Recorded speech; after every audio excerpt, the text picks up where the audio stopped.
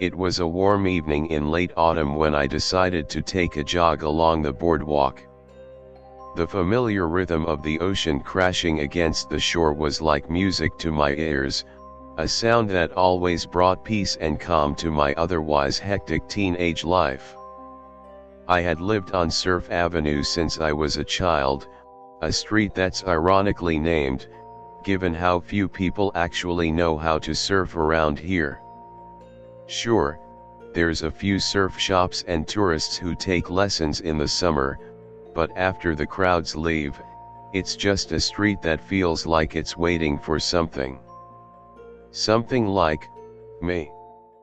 Surf Avenue was more than just a place to live, it was a backdrop for my childhood, a symbol of home. The air was crisp, as it often is before a storm, and I could smell the salt of the ocean mixing with the wood of the boardwalk. I always enjoyed running at night when the streets were empty. There was something calming about the solitude, just the sound of my sneakers thumping against the wood and the occasional creak of the boards beneath me. My parents had warned me countless times to be careful on the boardwalk, especially at night when it was deserted. Strangers aren't the only danger, my mom always said, her voice heavy with worry. But being a teenager, I didn't listen to that nagging voice.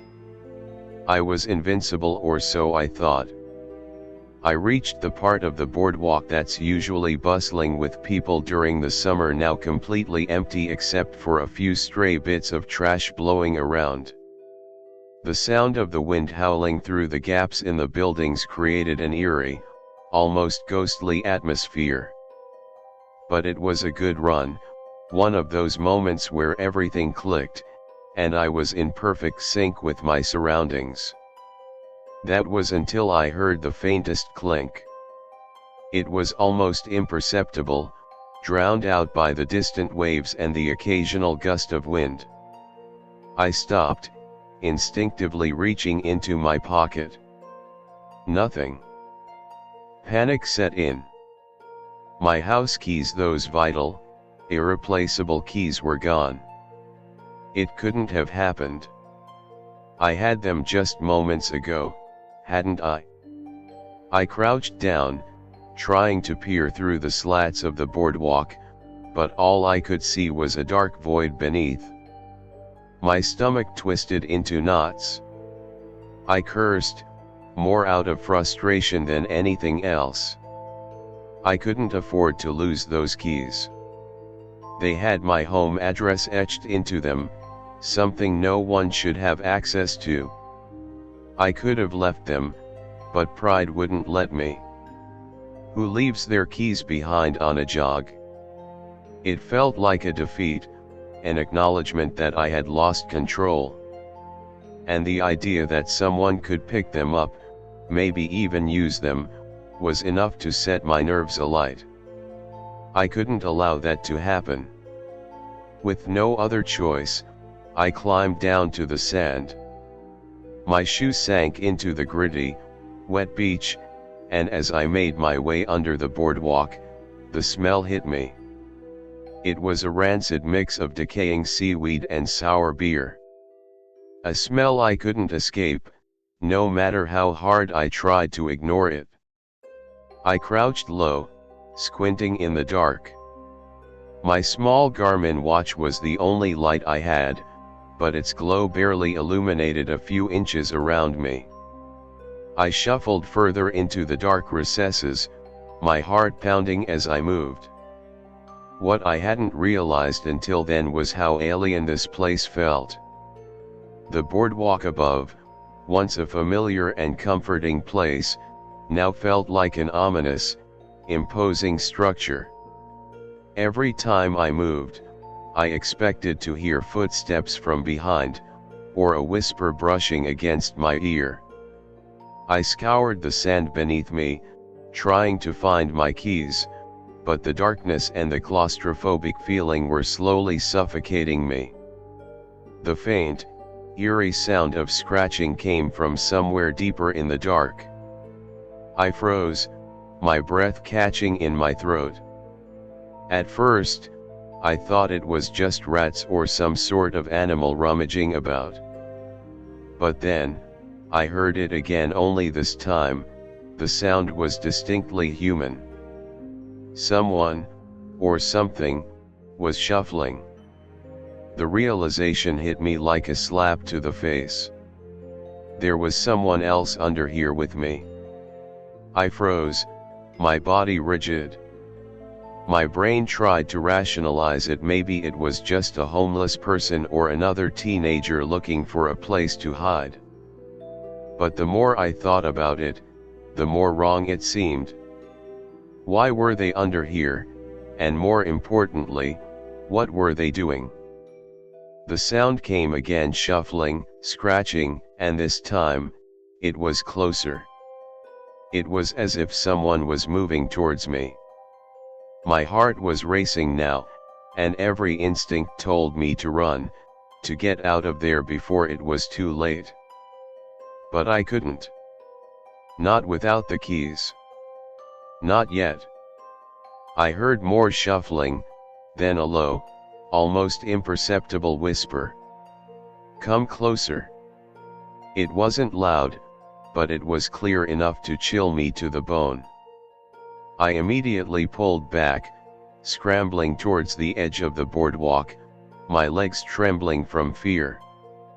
But something dragged me back into the dark, something cold, grabbing hold of my ankle. The fingers were rough, and the nails dug deep into my flesh. I kicked. I kicked harder than I ever had in my life. My foot connected with something soft but heavy, and the grip loosened, allowing me to break free. I didn't stop to look back. I just ran, heart pounding, feet pounding on the wood of the boardwalk, feeling every jolt in my body. I didn't stop until I was back inside my house, slamming the door shut behind me. My breath was ragged, my ankle stinging where the fingers had clawed at me. The night after the boardwalk incident, I couldn't bring myself to go outside. I had planned to take another late-night run, but the thought of encountering that figure again kept me indoors. I tried to convince myself that it was all in my head. After all, I had been running for miles, exhausted, and the darkness played tricks on me. Maybe I had imagined it, maybe I had hallucinated the man on the boardwalk, standing there, motionless, just watching. But the unease didn't fade. It only grew. It's strange how your mind works when you're haunted by something you can't explain. Every time I looked out the window, every time I opened the door to step outside, I felt the weight of those unseen eyes on me. There was a palpable presence, like someone was standing just behind me, just out of sight, waiting for me to make the wrong move. The house, which used to feel like a sanctuary, had transformed into a prison. I tried to get some sleep, but the nightmares came instead. They were vivid, terrifying dreams, each one more disturbing than the last. In some of them, I was running along the boardwalk, hearing the soft slap of my sneakers against the wood. But in others, I was stuck, trapped in an endless loop, running but getting nowhere.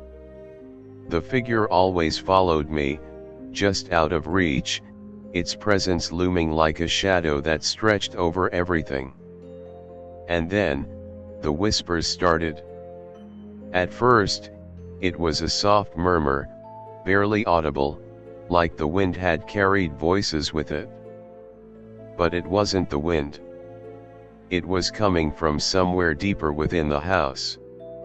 I'd hear it just as I was about to fall asleep, words, phrases, too faint to understand, but too real to ignore. I'd wake up in the middle of the night, my heart pounding in my chest, and lay there in the dark, listening. The whispers were always there, lingering in the silence. One night, I woke up to a sound that was unmistakably clear, a voice, calling my name. I shot up in bed, my breath caught in my throat. My eyes scanned the room, but there was nothing there. The house was silent, too silent. I grabbed my phone, the faint glow of the screen offering me some comfort, but when I looked at the time, my heart skipped a beat. It was 3:33 a.m.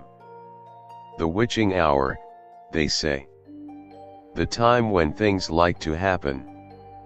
The strange, inexplicable occurrences that linger just beyond the realm of reality. But it wasn't the time that terrified me, it was the fact that the voice I had heard sounded so familiar. So real. It wasn't just a random voice, it was like someone I knew, someone close to me, calling out from the dark. I quickly pulled the covers over my head, hoping the darkness would shield me from whatever was lurking just beyond my reach. But even under the blankets, I couldn't escape the feeling. The room felt colder, the air heavier. The walls seemed to press in on me, closing me in, and the whispers grew louder. I tried to ignore it. I told myself it was just the stress of everything catching up with me. I hadn't been sleeping well, and the tension from the previous night was enough to put anyone on edge. Maybe I had imagined the voice, maybe it was just a figment of my imagination, a product of my overactive, paranoid mind. But as I lay there in the darkness, I could hear it again. This time, it wasn't a whisper. It was a knock. 3 distinct raps against the wall outside my room. Slow. Deliberate. I froze. I wanted to shout, to get up and run. But my body wouldn't move. The fear had taken hold of me, locking me in place, unable to fight the paralyzing terror that gripped my chest. The knock came again. And again. I had to do something. I couldn't just lie here, waiting for whatever was outside to come in. My mind raced for a plan, any plan. I could call the police, but what would I say? There was nothing tangible, nothing I could point to that would explain the creeping dread, the mysterious voice, the knocks in the night. So instead, I took the only option left. I reached for the nearest weapon I could find, my running shoes. I grabbed them, my fingers trembling, and hurled them toward the door.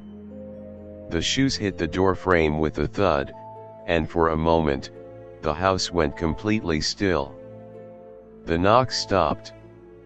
I listened, holding my breath, straining to hear any sign of movement. But there was nothing. No sound. No voice. No footsteps. Just silence. For what felt like an eternity, I lay there, staring at the door, waiting for it to open. For the figure to step into my room, to reveal itself. But nothing came.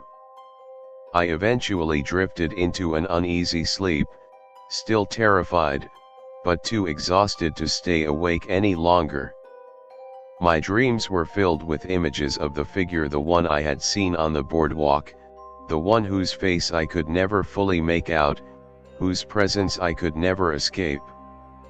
It chased me through dark alleys, down empty streets, its footsteps echoing louder and louder until I woke up with a start, gasping for breath.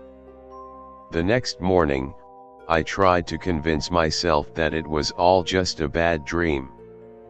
That everything was fine. But it wasn't. The whispers were still there. And they were getting closer. I spent the rest of the day trying to stay busy, trying to drown out the growing unease that had settled in my chest.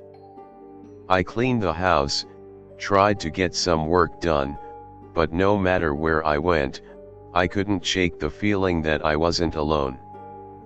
The house felt alive, as if it had a presence of its own, a dark energy that was watching me. Waiting. It wasn't until nightfall that things took a turn for the worse. That night, as I lay in bed, I heard the familiar sound, the creak of the floorboards outside my door. I shot up, heart hammering in my chest. The door handle rattled. I froze, not daring to move. I couldn't breathe. I couldn't think. The door creaked open, just a sliver, and I could see the faintest outline of a figure in the doorway. It was there, standing in the darkness, just out of reach. Watching me. I wanted to scream, to run, but my voice failed me. I was trapped. The figure moved closer, its presence filling the room. I could feel the air grow colder, the shadows stretching longer, and the whispers returned louder this time. And then, I saw it. A pale face. A pair of hollow eyes staring back at me from the darkness. I gasped, scrambling back into the corner of my bed, but the figure didn't move. It just stood there, watching me, waiting. My heart pounded in my ears, my breath shallow, as I tried to comprehend what was happening. Who was this? What did they want? I didn't have time to figure it out. The figure stepped forward, and the darkness swallowed everything. I had spent days trying to push the haunting images from my mind. The figure on the boardwalk, the feeling of being watched, and the unnerving sound of those nails scraping against the window, everything seemed like a distant nightmare that I could hopefully forget. But I couldn't escape it. It was always there, lingering in the back of my mind, threatening to come to the surface at any moment. I tried to shake it off. Tried to convince myself it was just paranoia. But one night, the unease returned in full force. It was another of those restless nights where sleep wouldn't come. I found myself staring at the ceiling, the noise of the waves crashing on the shore just a faint murmur in the distance. I had been through this routine before: wake up from a nightmare, toss and turn, and hope for the best. But that night, something was different. I felt something tugging at me, an irrational urge to get up and check the house. I didn't want to go, didn't want to get out of bed, but I couldn't ignore it. I could hear my heart pounding in my chest, an unsettling feeling crawling up my spine. I rolled over and glanced at the clock. 2:32 a.m. The world outside was still and silent, except for the occasional gust of wind that rattled the shutters. It started small, just the faintest sensation that something was wrong. I decided to check the locks. I had never been this paranoid, not even after the boardwalk incident, but there it was, this nagging thought that I couldn't shake. I dragged myself out of bed, my feet cold against the wooden floor, and stumbled toward the stairs. The house was quiet, too quiet. The kind of silence that made the hairs on the back of my neck stand up. My eyes adjusted to the dim light as I carefully moved through the dark hallway, past the closed doors of my parents' room, down the stairs toward the living room.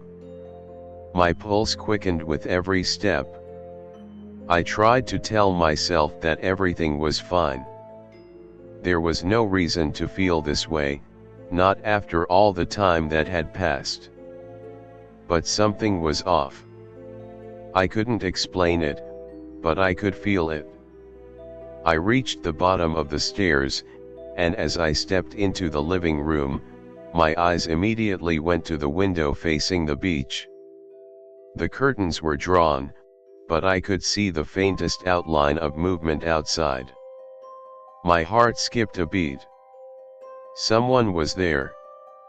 For a moment, I stood frozen, staring at the dark silhouette.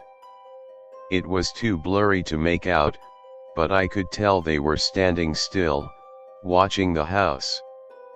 Watching me. The figure seemed to blend with the darkness, an eerie shadow just beyond the window, frozen in place like a statue. My body reacted before my mind could catch up.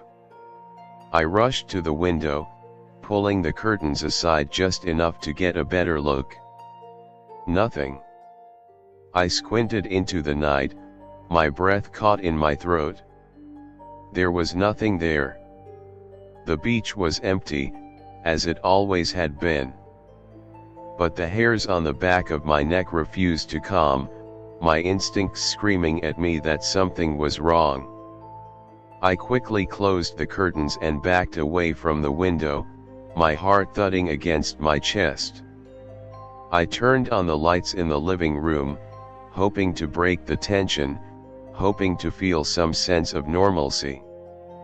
But it was like stepping into a nightmare I couldn't wake up from. The lights flickered just once, but it was enough. And in that brief flicker, the shadows on the walls seemed to shift, moving in ways they shouldn't have. It was subtle at first, nothing that would immediately catch someone's eye, but I couldn't look away. I stared at the walls, waiting, watching. Something felt wrong with the air itself, thick, almost suffocating. I took a deep breath and walked over to the front door, checking the locks again. The deadbolt, the handle, everything was secure. I was being paranoid, I told myself. But as I turned away from the door, my eyes were drawn to the hallway leading to the back of the house. There was something in the darkness. I couldn't quite place it, but I knew I wasn't alone. And then, I heard it. The faintest whisper. It was barely audible, like the wind trying to form words, but it was there. So close, like someone was standing right behind me, whispering my name. The sound sent a shiver down my spine, a cold wave of dread that I couldn't shake. I turned around quickly, but there was nothing. Nothing but the silence of the house, the whispering wind outside. I knew I should go back upstairs, lock myself in my room, and forget all of this. But the fear was overwhelming. I couldn't ignore the feeling that something was watching me. Waiting for me. I turned toward the back door, my footsteps heavy on the wooden floors, and I slowly crept toward it, determined to check the lock, to make sure everything was in place. But just as I reached for the handle, the door slammed open with a loud bang. I jumped back, my heart racing, and in that moment, the world seemed to stop. There, standing in the doorway, was the figure. The same figure from the boardwalk. He was standing just outside, shrouded in darkness, his face obscured by the shadow of his hood. His hands were clenched at his sides, but there was no movement. Just that eerie stillness, the silence that enveloped everything. He didn't step forward, didn't make a sound. He just stood there, watching me. My pulse pounded in my ears. I couldn't breathe. I wanted to scream, to run, to lock the door and hide. But I couldn't move. It was as if the very air around me had turned to stone, freezing me in place. I stared at him, trying to make sense of what was happening. But my mind couldn't process it. The silence stretched on forever. My legs were shaking, my throat dry. I knew I should do something, anything. But I was paralyzed, unable to take my eyes off of him. And then, as suddenly as he had appeared, the figure turned and vanished into the darkness of the night. Just like that. Gone. My hands were shaking as I locked the door, my breath ragged. I backed away, my heart still racing, every nerve on edge. The fear hadn't subsided. It had only grown stronger. That night, I didn't sleep. I couldn't.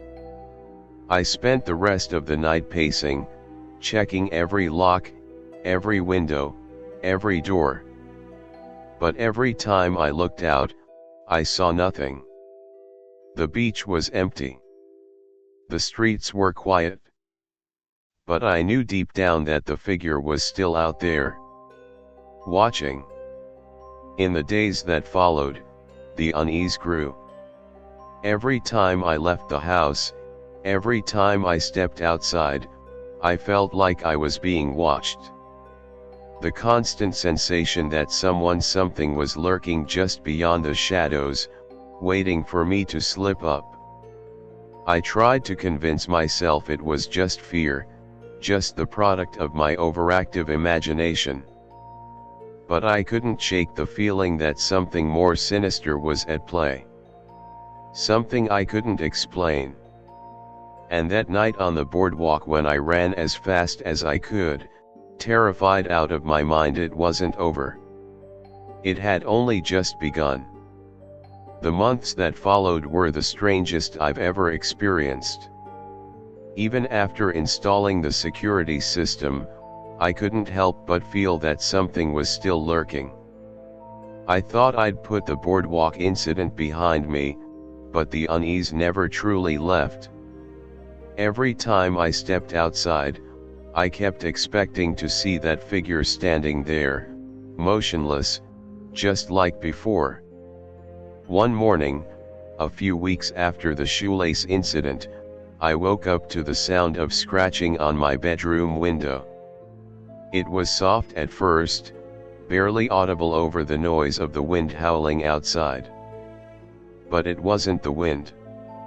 I knew that sound too well.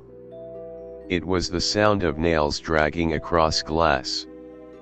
My heart skipped a beat as I sat up in bed, the covers still tangled around my legs. The house was silent except for the scraping sound that seemed to be coming from just outside my window. I sat there in the dark, staring at the curtains that swayed gently in the breeze. The window wasn't completely shut, but I was sure I had locked it before I went to sleep. The scratching grew louder, more deliberate.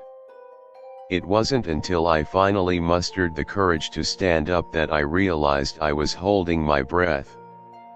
I took one slow step toward the window, heart hammering in my chest. The cold night air hit me as I pulled the curtains back just a fraction. Nothing. I felt a rush of relief wash over me, only to be replaced by sheer terror as my eyes adjusted to the darkness. On the other side of the window, illuminated by the faint glow of the streetlights, was a figure. The same figure from that night on the boardwalk. My breath caught in my throat. He wasn't standing still this time. He was moving slowly, walking in circles, as if pacing back and forth right outside my window. My mind screamed at me to close the blinds, to retreat back into the safety of my room. But I couldn't move. I was frozen in place, watching as he continued to circle. Every few seconds, I'd hear the faint scraping sound again, as though he was purposefully dragging his fingers along the window pane. The figure was tall, his silhouette obscured by the darkness. I couldn't make out any details, but I didn't need to. The air around me felt thick, oppressive. The sense of dread was undeniable. I backed away slowly, hoping he wouldn't notice me. But deep down, I knew he had seen me. I knew it the same way I had known he was watching me from the boardwalk. Suddenly, without warning, the scratching stopped. The silence that followed was worse than any noise could have been. I waited for what felt like an eternity, too scared to even breathe. Then, the figure was gone. Disappeared. Just like that. But I knew. I knew he hadn't left. The feeling of being watched lingered long after the figure had vanished. It was as if he was still there, somewhere, waiting. Watching. I couldn't take it anymore. I had to know what was happening. I couldn't just sit back and let the paranoia consume me, and I couldn't keep ignoring the truth I was so desperate to deny. Something was following me. That evening, I decided to return to the boardwalk. It had been months, but the pull of that place, the feeling of unresolved fear, was too much to ignore. I told myself I was being ridiculous. That I'd face my fears head on. After all, I had lived there my whole life. I knew the boardwalk better than anyone. Nothing could happen, right? The boardwalk was just as empty as I remembered it, the quiet stretched out around me like a blanket. The wind whipped through the gaps in the buildings, sending a chill down my spine. I wasn't sure why I felt the need to come back here. It wasn't the same peaceful run I'd used to take, it wasn't even close. This time, the sense of danger, of something lurking in the shadows, was palpable. As I made my way down the boardwalk, I saw something that caught my eye, an old wooden bench, half obscured by the fading street lamp light. And next to the bench, there was something on the ground. My heart skipped a beat when I saw it. A shoelace. My shoelace. The same one. The one that had been left on my doorstep all those weeks ago. It felt like a punch to the gut. How was this possible? I had been here before. I had checked the area. I had looked everywhere for answers, and I had found nothing. Now, here it was again. The same damn shoelace. And next to it, a piece of paper. Torn and crumpled, but still legible. I bent down to pick it up, the note feeling colder than it should. The words scrawled across it were jagged, uneven. We see you. I stood up, feeling dizzy. The message was simple, but its implications were overwhelming. It wasn't a prank. It wasn't some messed up joke. This was something darker. Something real. I turned and started to walk back towards the entrance to the boardwalk, but just as I did, I caught sight of something in the distance. A figure. Standing motionless, just like before. I didn't wait around to see what happened next. I turned and ran, not caring that my lungs were burning or that I was out of breath. I just needed to get away. As I reached the street, I turned around one last time. The figure was gone. But the feeling of being followed, of being hunted, was still there. I knew at that moment that whatever had been watching me all these weeks, it wasn't over. It would never be over.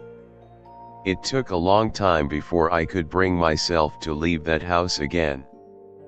After the boardwalk incident, I avoided the area completely, locking myself away in the safety of the house. But eventually, curiosity got the better of me. I needed to know who or what had been following me all this time. The questions gnawed at me, constantly whispering in the back of my mind. One morning, I drove down to the beach, a place that had always been a comfort to me. The sand, the sound of the waves, nothing had ever felt more like home. But as I walked down the beach, I realized how much it had changed. The dunes that had once seemed like mountains now felt like barriers, walls between me and the ocean. It was as if I had become a stranger in my own hometown. I couldn't escape the feeling that something was waiting for me, watching me from the shadows. But this time, I wasn't alone. I had brought a friend with me, someone who had grown up in the same beach town, but who had left after high school. When I told him about everything that had happened, he wanted to help. Together, we decided to investigate the dunes, the very place where I had found the strange bonfire. I knew that if there was any chance of uncovering the truth, it would be here.